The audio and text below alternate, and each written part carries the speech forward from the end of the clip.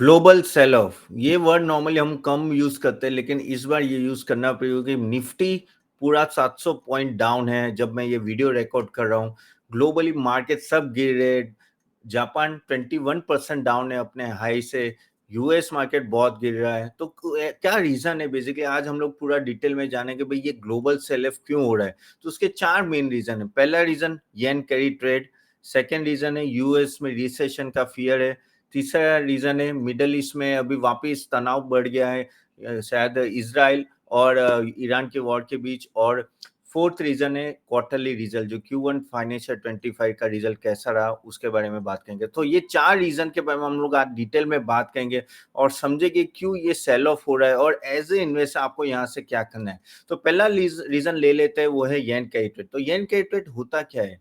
येन carry trade आपको पता है जापान की मेन करेंसी है और ओवर द इयर्स नो उन्होंने रैंड को नो कहते हैं ना कि डिस्काउंट करके रखा हुआ है। ओवर द इयर्स नो येन एक तरह से नो एक एनिमेशन था, पूरे वर्ल्ड ओवर नो सप्लाई हो रहा था क्योंकि वहाँ 0% इंटरेस्ट रेट होता था और वहां से लोग येन लेते थे और फिर वो कहीं और इन्वेस्ट करते थे। जैसे यूएस में अगर 5% यील्ड है तो वहां करे, या इंडिया में करे तो 7% है तो वहां करो, और आपको वो मार्जिन मिलता था जो बीच में गैप था, तो उसको येन कैरी ट्रेड कहते। जहां करेंसी आपको सस्ती मिले वहां से उठा के आपको कहीं और अच्छा इंटरेस्ट रेट पे आप इन्वेस्ट कर पाओ, वहां से इंटरेस्ट लेके फिर आपको बेनिफिट होता। तो ये एक सिंपल भाषा में येन कैरी ट्रेड था। अभी क्या हुआ है कि जो येन था वो पहले ऑलमोस्ट अभी 160 के आसपास पहुंच गया था अगेन डॉलर। और बाद में क्या हुआ कि भाई जापान को लगा कि भाई ये तो कुछ ज्यादा ही हो रहा है। पहले वो 100 चला था, 160 जब चला जाता है ना तब उनकी इकोनॉमी के लिए बड़ा प्रॉब्लम हो जाता है। उनके बहुत सारे इम्प्लीकेशन आ जाते हैं इकोनॉमी में। उसके वजह से उन्होंने सोचा कि भाई अभी हमें ये अनवाइंडिंग करना पड़ेगा। उन्होंने 20.5 बेसिस पॉइंट बढ़ा दिया, 0.25 बेसिस बढ़ा दिया, सॉरी। तो उसके वजह से क्या हुआ कि सडनली हेवॉक मच गया वर्ल्ड लेवल पे कि भाई ये क्या हो गया। यानी आपने ये येन उठा के कहीं और पैसे इन्वेस्ट किए और यहाँ वापस येन स्ट्रांग होता जाएगा, जो अभी 140 के नीचे चला गया, तो क्या भाई वापस अनवाइडिंग तो करनी पड़ेगी पोजीशन, तो उसमें आपको लॉस हो सकता है। तो इसलिए आप वो अनवाइडिंग फास्ट होते हैं और उसके वजह से जो येन पूरी वर्ल्ड ओवर जो अक्रॉस फैल गया था वो अब अगर वापस जाएगा तो उनका मल्टीपल इम्प्लीकेशन होंगे और वही अभी इम्पैक्ट दिख रहा है। सडनली एक सेल ऑफ आया वर्ल्ड लेवल पे। कोरिया की बात करें तो वो एक डाउन सर्किट चला गया। जापान तो 21% डाउन चला गया। यूएस इन एशियन मार्केट सभी गिरे हुए हैं। यूएस में तो ये तो चलो येन कैरी ट्रेड का तो एक इशू है, तो ये आउट ऑफ सिलेबस है, किसी ने सोचा नहीं था। एक दो वीक पहले कोई इसकी बात नहीं करे तो वो सडनली आ गया। अब यूएस के और एक दिक्कत ये आ गई कि जो पीएमआई डेटा, जो उनके मैन्युफैक्चरिंग डेटा होते हैं और जॉबलेस डेटा, वो बहुत ही खराब आया। अब पीएमआई डेटा ऑलमोस्ट 46 आया 48 के सामने, और जॉबलेस डेटा तो बहुत ही ज्यादा आया। अब ये फियर हो गया कि भाई अभी तक ये पॉल ने अभी तक इंटरेस्ट रेट कट नहीं किए थे। ये जुलाई 31 जुलाई में जो मीटिंग है उसमें भी बोला कि नहीं अभी नहीं है, लेकिन हाँ चांसेस 95% थे कि वो सितंबर में कट होंगे। लेकिन क्या उसके वजह से क्या हुआ है, लेकिन यहाँ इंटरेस्ट ज्यादा है और वहाँ की इकोनॉमी सफर करिए। आपके वहाँ के इंटेल के रिजल्ट देखो, काफी सारी कंपनीज की रिजल्ट देखो, बहुत ही खराब आए। आई थिंक इंटेल तो ऑलमोस्ट 30% गया। माइक्रोसॉफ्ट ले लो, एप्पल ले लो, किसी के रिजल्ट अच्छे नहीं। एनवीडिया भी ऑलमोस्ट 21% डाउन है अपने टॉप से। तो वहां इकोनॉमी खराब होते जा रही है। तो पहले जो, अगर आपको पता है, 1.5 साल मार्च 2023 अप्रैल में बात कर रहे थे कि भाई एक हार्ड लैंडिंग होगी यूएस में, फिर बोले कि नहीं नहीं, हार्ड लैंडिंग यानी क्या होता है कि इंटरेस्ट रेट बहुत ही हाई चला जाता है ना तो इकोनॉमी रिसेशन में चली जाती है। तो क्या रिसेशन आया, तो वो लास्ट ईयर हमारी बात हो रही थी ऑलमोस्ट वन ईयर के पहले कि भाई ये सब होने वाले चांसेस है, लेकिन फिर बाद में वो डिसाइड हो गए थे कि नहीं नहीं सॉफ्ट लैंडिंग ही होगी। लेकिन अभी ये जो पोजीशन आ गई, और हमने उन लोगों ने बेसिकली पॉल ने इंटरेस्ट रेट कट नहीं किया, फेड ने इंटरेस्ट रेट कट नहीं किया, अभी इकोनॉमी सफर करी। सडनली उनके डेटा ऐसे कहते हैं पत्ते की कार्ड्स की तरह गिर रहे नीचे, जो मैन्युफैक्चरिंग डेटा होता है, जो जॉबलेस रहता है। फिर क्या होता है कि अगर वो बहुत गिर जाते तो उसको रिकवरी में भी वापस टाइम लगता है। तो अभी वहां बातें ये चल रही है कि भाई फेड ने बहुत ही लेट कर दिया इंटरेस्ट रेट कट करने में। इनको जुलाई में ही कर लेना चाहिए था, ज्यादा ही कंजर्वेटिव हो गए और ओवर कॉन्फिडेंस थे हुआ। तो फेड की तो बात क्या करे, जब उन्होंने इंटरेस्ट रेट बढ़ाया तो इतना बढ़ा दिया ना और अभी जब कट करने के बाद वो कट ही नहीं करे, और वहां बात करके रिसेशन में शायद इकोनॉमी चलेगा। अगर रिसेशन में जाती है यूएस इकोनॉमी, देन उसके multiple implication across the world गिरते हैं। और वही प्रॉब्लम हो रहा है अभी वर्ल्ड मार्केट में। और काफी सारे रीजन देखो, eight the end of the interest rate cut होने वाला है सितंबर में। अब आप बोलोगे कि नहीं बीच में आके भी कट कर सकते हैं, कट कर सकते हैं। आई थिंक ग्रीनस्पैन ने एक बार कट किया था 2002 में, जब नो इकोनॉमी, नहीं 2011 में शायद, जब वो बेसिकली ट्विन टावर का जो कोलैप्स हुआ था तब की बात है। तो बेसिकली यहाँ भी हो सकता है, लेकिन हमें देखना पड़ेगा कि वो होता है कि नहीं होता है। जैसे रघुराम राजन में भी बीच में आके इंटरेस्ट रेट कट किए थे।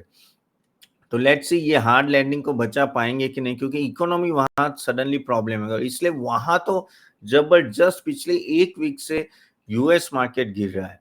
अब ये क्या हो गया कि देखो, एक परेशानी तो येन कैरी ट्रेड की थी कि भाई सस्ता पैसा अभी जा रहा है। जब पूरी दुनिया इंटरेस्ट रेट कम करने की सोचे, भाई जापान ने इंटरेस्ट रेट बढ़ा दिया, और ये मल्टीपल इम्प्लीकेशन होते हैं जिस इस तरह से अगर रेट बढ़ते हैं।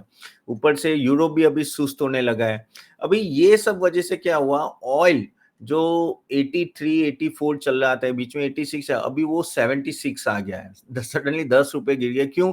क्योंकि वहां बात चले कि भाई अगर यूएसए ही रिसेशन में आ जाता है तो भाई ऑयल क्यों इतना है, तो वो 76 पे आ गया। अगर हम लोग चाइना की बात करें तो चाइना के भी पीएमआई डेटा अच्छे नहीं है, बहुत ही खराब डेटा है। और चाइना में भी आपको पता है ना कि वहां तो ऑलरेडी इंटरेस्ट रेट कट कर रहे हैं, मल्टीपल इंजेक्शन दिल रहे, उनके रियल एस्टेट ऊपर लाने के लिए सब कुछ कर रहे हैं वो लोग, सो दैट वहाँ थिंग्स थोड़ा टर्न अराउंड हो जाए और वहाँ थोड़ी बेहतर हो जाए इकोनॉमी। तो चाइना में भी एक बड़ा, तो अगर आप तीन मेजर इकोनॉमी जो बड़ी है आपकी, एक तो प्रॉब्लम है यूएस में, दूसरा है चाइना में, और जापान में भी ये प्रॉब्लम आ गया कैरी ट्रेड का। अब जापान की तो हालत कुछ अलग ही है कि सडनली अभी ये उनकी तो हालत ऐसी है ना कि क्या बोले, क्योंकि eight the end of the उन्होंने जो ये इंटरेस्ट रेट हाई किया, अभी सडनली वहां भी मल्टीपल इम्प्लीकेशंस आएंगे, लेकिन उनको करना पड़ेगा, नहीं तो ये कुछ ज्यादा ही डी वैल्यू हो रही थी उनकी करेंसी। हमारी करेंसी उस तरह से डी वैल्यू नहीं हो रही है, अभी भी हम लोग 83 84 में रखे हैं, और आरबीआई ने हमेशा अपनी करेंसी स्ट्रांग रखी। वो जब भी नीचे आने की बात होती है तो आरबीआई इंटरवेंशन कर लेता है। तो इन सब चीजों में अभी ये प्रॉब्लम ये हो गया है कि ये इम्पैक्ट हर जगह गिर रहा है। और आप इंडियन मार्केट देख लो, 25,000 पहुंच गया था, 24,000 के नीचे है, और सडनली आज कुछ 2.5% से ज्यादा ऑलरेडी गिर चुका है। और तो आप बोलोगे कि तपन ये येन कैरी ट्रेड का कितना पैसा इंडिया में है, क्योंकि ये पैसा अगर वापस जापान जाए तो इतना बड़ा नहीं है। हाँ, कुछ 2 लाख करोड़ का कुछ इन्वेस्टमेंट किया होगा एफआईआई ने, लेकिन उससे येन कैरी ट्रेड में भी 5-10,000 crore, which is nothing compare to the size of our stock market. तो वो बड़ा नहीं है, लेकिन हाँ, एक सेंटिमेंटल प्रॉब्लम आ जाता है। तो उसके वजह से यही हो गया कि अभी इंडियन मार्केट में भी ना एफआईआई तो चलो बेचेगी, लेकिन the main thing is at every level retail investor is coming. तो हम लोग ऑनेस्टली अगर पहले की बात करें तो हम लोग अभी तक 8-10% गिर चुके होते, लेकिन हम लोग अभी गिरे कितने हैं, अभी 3-4% ही गिरे हैं। और जो बताता है कि अभी भी इंडियन इकोनॉमी काफी स्ट्रांग फुटिंग में। अब देखना है कुछ दिनों में क्या होता है, लेकिन डिटेल का पैसा रेडी है। अगर आप देखो तो बजट की जब बात करें तब भी बाइंग आ गई, बजट के दिन पे जब इलेक्शन डे की बात है तभी भी आपको पता है कि किस तरह से नो रिटेल इन्वेस्टर ने आके बाइंग की थी। तो रिटेल इन्वेस्टर का एक बड़ा सपोर्ट है। लेकिन एक चीज आपको यहाँ ध्यान में रखनी पड़ेगी कि अपने क्वार्टरली रिजल्ट जो फाइनेंशियल ईयर 25 के Q1 की बात है, जून एंडिंग के, वो इतने खास आए नहीं है। ओके, और ईपीएस भी इतना निफ्टी का बढ़ा है, कुछ 15% से बढ़ा है, लेकिन overall at the end of the day no इतना खास है नहीं, और 1.5 से बढ़ा है, सॉरी। सो इतना खास है नहीं रिजल्ट, और वो एक सेंटिमेंटल प्रॉब्लम रहेगा इंडियन मार्केट के लिए कि रिजल्ट सीजन इतना खास रहा है नहीं। लेकिन at the end of the day आप यहाँ आए हो कमाने के लिए, तो इस तरह की अपॉर्चुनिटी जो भी आती है ना, I think you should take care of it.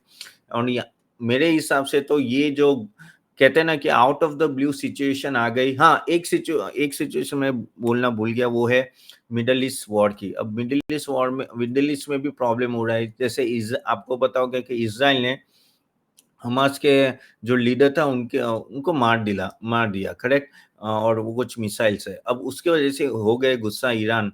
अब ईरान बोल रहे कि भाई हम अटैक करेंगे, और बातें चल रही कि ईरान शायद 1-2 दिन में ही इजराइल पे अटैक करेगा। अब इजराइल तो ऐसी कंट्री है, भाई मैं तो मर रहा हूँ, मैं सबको मारूंगा।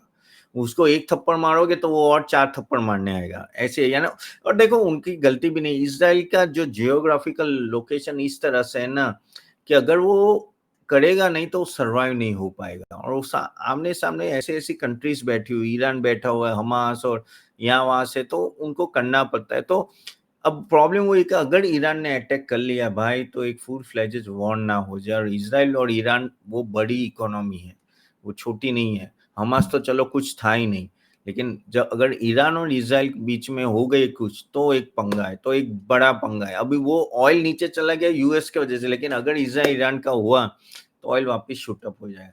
तो कहते हैं ना कि जियोग्राफिकल ये जो कॉन्फ्लिक्ट है वो भी सडनली आ गया, और ये होने के चांसेस है, ऐसा लग रहा है इस बार। ये टेंशन था काफी दिन से, जब से वो हमास के लीडर को मार गिराया ईरान ने, लेकिन अब देखना पड़ेगा कि यार ये होता है कि नहीं होता। लेकिन तो ये भी एक तड़का ऐड हो गया है। तो जैसे मैंने बोला, येन कई trade, US economy problem, middle east, और अपना जो क्वार्टरली रिजल्ट है वो इतना ठीक नहीं है। ये 4 मेन रीजन की वजह से सडनली आप देखो कि मार्केट में क्या गिरावट आई है। तो एज ए इन्वेस्टर आपको करना क्या है कि चलो ये मार्केट गिर रहा है और ये कहाँ रुकेगा पता नहीं है, कहीं ना कहीं तो रुकेगा। और क्योंकि हाँ, ये यांग के ट्रेड का कितना बड़ा इशू है वो देखना पड़ेगा। ट्रिलियंस ऑफ डॉलर घूम रहे हैं वर्ल्ड में, वो जाते हैं वापस। लेकिन इन सब से आपका कोई स्टॉक होता है जो एक फंडामेंटली स्ट्रॉन्ग स्टॉक होता है, उनको ज्यादा इम्पैक्ट नहीं आएगा। तो ये चीज़ आपको ध्यान में रखनी है जब भी आप कोई स्टॉक में इन्वेस्ट करें। तो ये सब होता है ना, तो एक तरह से अपॉर्चुनिटी बन जाती है कि आपको कोई स्टॉक नीचे के लेवल में मिलेगा तो आप ले सकते हो। इंडियन ओवरऑल स्ट्रक्चर में कोई प्रॉब्लम नहीं है, कोई दिक्कत नहीं है। The way India is performing, हाँ quarter one result okay okay, लेकिन at the end of the day over the years it will grow and this too will pass out. अगर समझ लो कि शायद पॉवेल साहब ने इंटरेस्ट रेट कम कर दिया सितंबर से पहले, ठीक है, तो एक बड़ी अच्छी बात है। इंडिया में भी अगर ऑयल नीचे चला जाता है रिसेशन की वजह से, तो वापस वहां भी बेसिकली इन्फ्लेशन डाउन, तो यहाँ भी कट होगा। तो ये भी आपको ध्यान में रखना है कि ये सब, ये जो भी होता है इवेंट, ऐसा नहीं कि ये हमेशा रहते हैं, वो चले जाते हैं। ओके, जैसे बजट आया चला गया, इलेक्शन डे आया चला गया, तो वैसे ये भी चला जाए। लेकिन इस दौरान में आपको अपॉर्चुनिटी मिल जाती है कुछ अच्छे स्टॉक्स बाय करने की, वो आप कर सकते हो। आप किस में कर सकते हो, आपका नेक्स्ट क्वेश्चन वही होगा। तो अगर आप रिस्क नहीं लेना चाहते तो ऑफ कोर्स डिफेंसिव है, एफएमसीजी और वो सब में इन्वेस्ट कर सकते हो। रिस्क लेना है तो फिर हाँ, थोड़े इवन बैंकिंग भी थोड़ा सेफ बेट है, बहुत ही गिरा हुआ है। हाँ, उनका कुछ कासा रेशियो और वो सब का प्रॉब्लम है, लेकिन कभी कभी क्या होता है कि एक अच्छे लेवल पे आपको स्टॉक्स मिलते हैं, तो आप उस तरह से भी देख सकते हो। तो बैंकिंग हो गया, एफएमसीजी हो गए, ऑटोमोबाइल भी नीचे जा रहे हैं थोड़े, तो ये सब थोड़े सेफर सेक्टर है ना, जहाँ आई थिंक ग्रोथ एक रहेगा।